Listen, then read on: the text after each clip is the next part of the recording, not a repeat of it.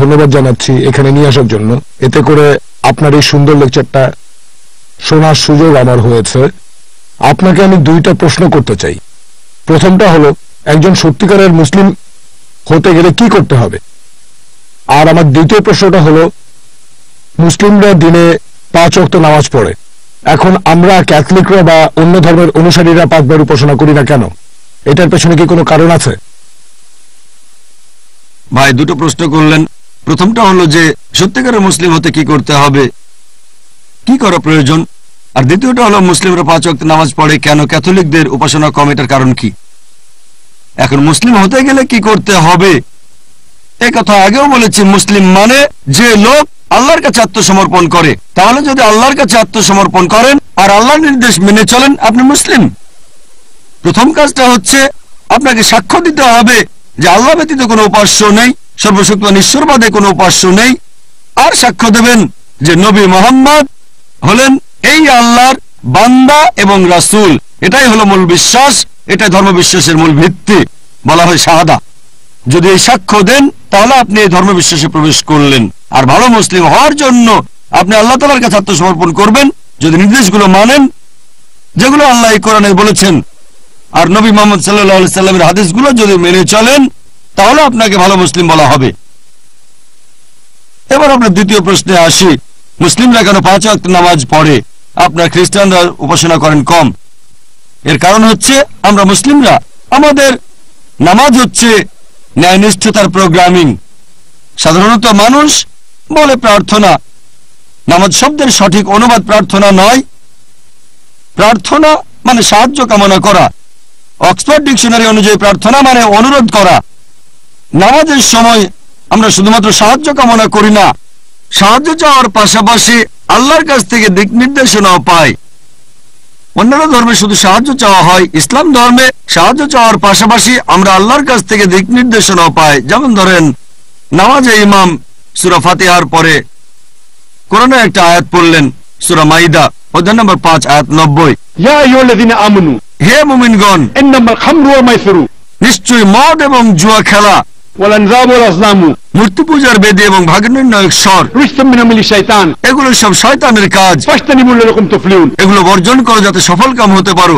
এখানে আমরা আল্লাহ তাআলার কাছ থেকে নির্দেশনা পাচ্ছি, নামাজের সময় তোমরা মাদকদ্রব্য নিও না, জুয়া খেলো না, ভাগ্য গণনা করো না, মূর্তি পূজা করো না, এগুলো শয়তানের কাজ, এগুলো বর্জন করো যাতে সফল হতে পারো। তাহলে সাহায্য চাওয়ার পাশাপাশি আমরা নির্দেশনা পাচ্ছি আল্লাহ সুবহানাহু ওয়া তাআলার, আর আল্লাহ তাআলাকে আমরা ধন্যবাদ জানাচ্ছি। সেজন্য আমি নামাজের নাম দিয়েছি এটা ন্যায়নিষ্ঠতার প্রোগ্রামিং। বর্তমানে আপনারা দেখবেন আমাদের চারপাশে অনেক খারাপ কাজ হচ্ছে, বিভিন্ন খারাপ ঘটনা ঘটছে, শয়তানি, অশ্লীলতা, প্রতারণা, এগুলো তো আমাদের প্রোগ্রামিং নষ্ট হয়ে যেতে পারে। ডাক্তাররা যেমন বলেন সুস্থ থাকতে হলে দিনে অন্তত 3 বার খাবেন, আর আমাদের স্রষ্টা আল্লাহ তাআলা জানেন যে আমাদের দিনে 5 বার প্রোগ্রাম হতে হবে যেন সরল পথে থাকতে পারি। আল্লাহ আমাদের স্রষ্টা, তিনি জানেন আপনি সত্যিকারের খ্রিস্টান হলে আপনারও 5 বার পড়া উচিত। কেন জানেন?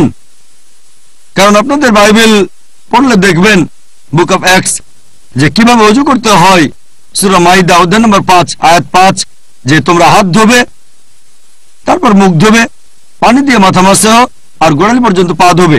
একই রকম কথা আছে বুক অফ অ্যাক্টসে। এরপর বুক অফ এক্সোডাস যে হারুন এবং মুসা তাদের মুখ আর হাত ধুলেন, তারপর প্রভুর উপাসনা করলেন।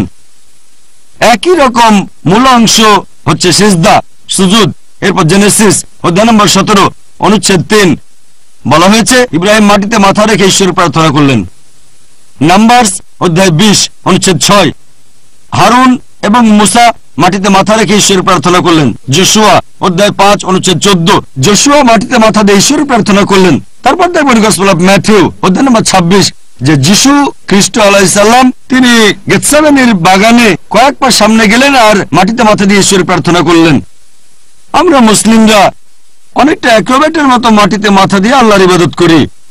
যখন সিজদা করি তখন শরীরের সবচেয়ে উপরের জায়গা মানে কপাল ঠেকায় মাটিতে, আর বলি সমস্ত প্রশংসা আল্লাহর যিনি সবার উপরে, সমস্ত প্রশংসা আল্লাহর যিনি সবার উপরে 3 বার বলি। তাহলে বাইবেলের নবী রাসূলগণ যেভাবে প্রার্থনা করেছেন মুসলিমরাও সেভাবে আমরা প্রার্থনা করে থাকি। আর যীশু খ্রিস্ট ভাই সাল্লাল্লাহু আলাইহি সাল্লাম বলেছেন গসপেল অফ জন অধ্যায় নম্বর 16 অনুচ্ছেদ 12 থেকে 14, আমি তোমাদের অনেক কথা বলতে চাই কিন্তু সেগুলো এখন সহ্য করতে পারবে না, কারণ যখন সত্যের আত্মা আসবেন তিনি তোমাদের সত্যের পথে নিয়ে যাবেন, তিনি নিজ থেকে কিছু বলবেন না, যা শুনবেন সেটাই বলবেন, আমাকে মহিমান্বিত করবেন। তাহলে যীশু খ্রিস্ট তার নিজের মুখে বলেছেন সত্যের আত্মার জন্য অপেক্ষা করো। এখানে মুহাম্মদ সাল্লাল্লাহু আলাইহি সাল্লামের কথা বলা হয়েছে।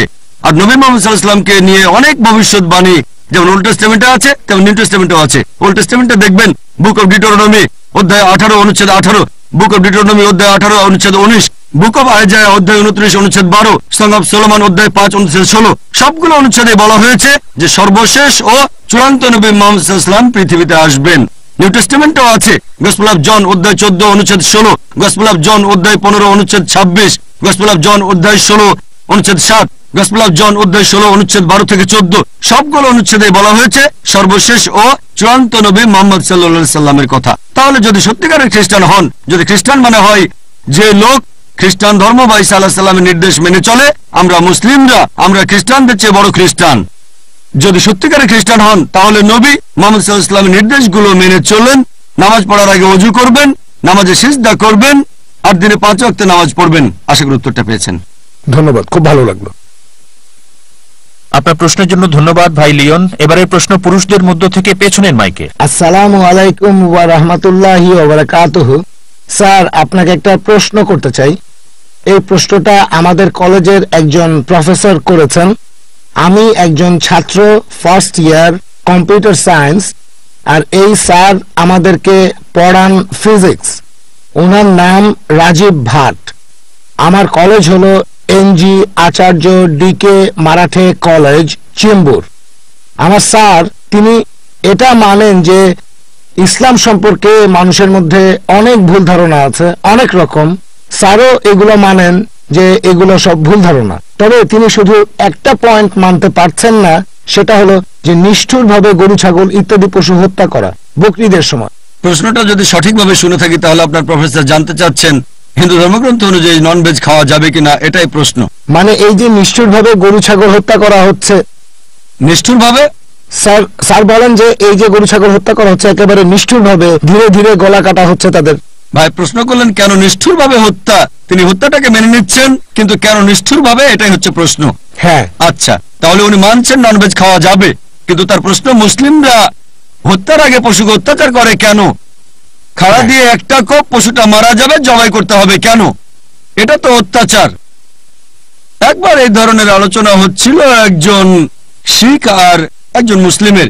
সেই শিখের প্রশ্নটাও একই, তোমরা মুসলিমরা খুব নিষ্ঠুর, দয়া মায়া নেই, তোমরা একটা পশুকে কি করে আস্তে আস্তে অত্যাচার করে মারো, আমরা শিখরা খাড়া দিয়ে কোপ দিয়ে পশুটা মরে যায়। তখন সেই মুসলিম বলল, আমরা মুসলিমরা হলাম মর্কা বাচ্চা, আক্রমণ করি একেবারে সামনে থেকে, তোমরা শিখ, তোমরা হলে কাপুরুষ, সেজন্য পেছন থেকে আক্রমণ করো। এখন আমরা যে জবাই করি সেটার আসল কারণ আসলে এটা নয়, এটা সেই মুসলিমের কথা, তার হিকমা। আমরা মুসলিমরা যে জবাই করি তার আসল কারণ এটা নয়। যখন জবাই করি আমরা ইসলামিক নিয়মে যখন জবাই করি তখন কেটে ফেলে আমরা পশুটার গলা আর গলার শিরাগুলো এবং শ্বাসনালী মেরুদণ্ডের ক্ষতি না করে, কারণ মেরুদণ্ডের কোনো ক্ষতি হলে পশুটার হার্ট অ্যাটাক করবে, হার্টে যাওয়া ধমনীগুলো ছিঁড়ে যাবে আর শরীরের রক্ত তখন জমাট বেঁধে যাবে। যখন আমরা কাটি পশুর গলাটা আর শ্বাসনালী এবং গলার শিরাগুলো মেরুদণ্ডের কোনো ক্ষতি না করে, হার্ট তখনও পাম্প করে আর বেশিরভাগ রক্ত তখন শরীর থেকে বের হয়ে যায়। এখনকার দিনে বিজ্ঞান বলে যে রক্তের মধ্যে বিভিন্ন রকম জীবাণু আর ব্যাকটেরিয়া থাকে। আমরা মুসলিমরা পরিচ্ছন্নতা বজায় রাখি, জবাই করা পশু শরীর থেকে রক্ত বের করে দেই। শরীর থেকে রক্ত বের হলে তার সাথে বিভিন্ন টক্সিন, রোগ জীবাণু আর ব্যাকটেরিয়া শরীর থেকে বের হয়ে যায় রক্তের মাধ্যমে। তখন এই মাংস খেলে অসুখ হওয়ার সম্ভাবনা কম থাকে। এছাড়াও যখন কোনো পশুর গলা আর শ্বাসনালী কাটা হয় এবং গলার শিরাগুলো, তখন ব্রেনে যাওয়া যে নার্ভগুলোর কারণে ব্যথা অনুভব হয় সেগুলো তখন কাটা পড়ে, তাতে সেই পশুর ব্যথা অনুভব করে না।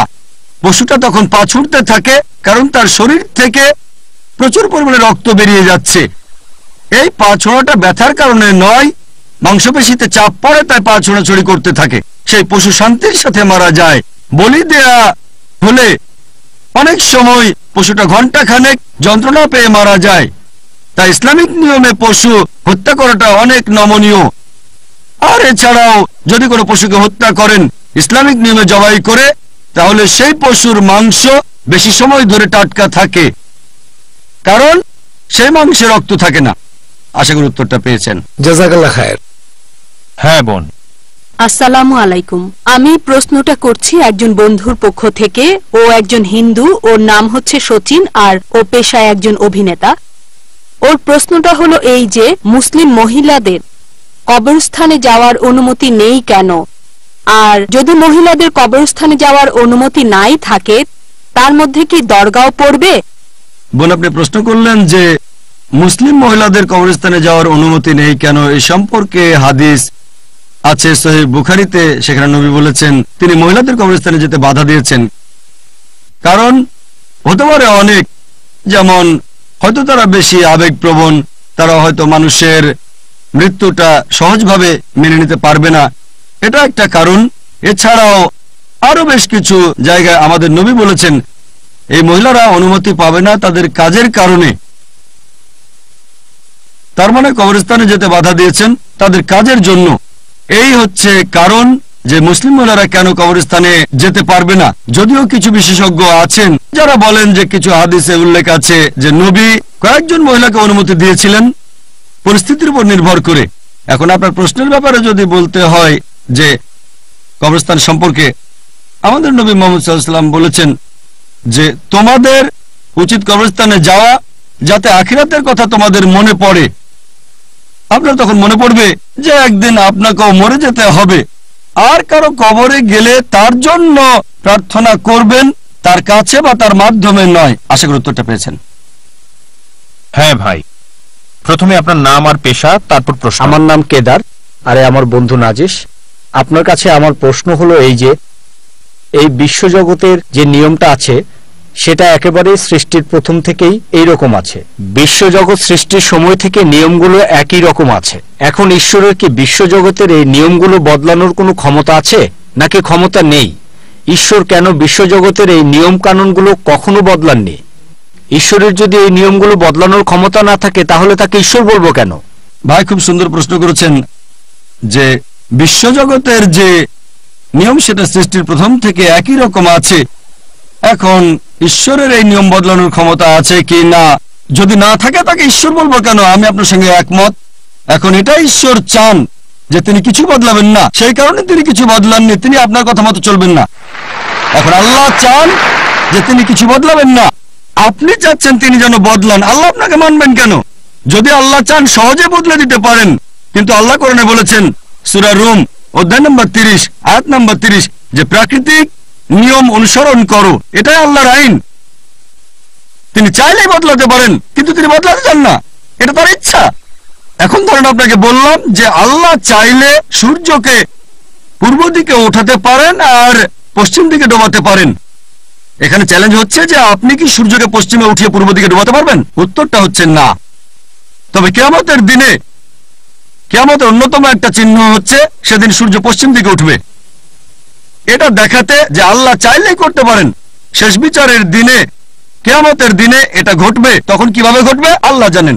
কোরআন পরিষ্কার ভাবে বলছে সূরা ফাতির অধ্যায় নম্বর 35 আয়াত নম্বর 1 যে নিশ্চয়ই আল্লাহ সর্ববিষয়ে সর্বশক্তিমান, তিনি সবকিছু নিয়ন্ত্রণ করতে পারেন। তবে আল্লাহ সেগুলোই করেন যেগুলো তিনি চান, আর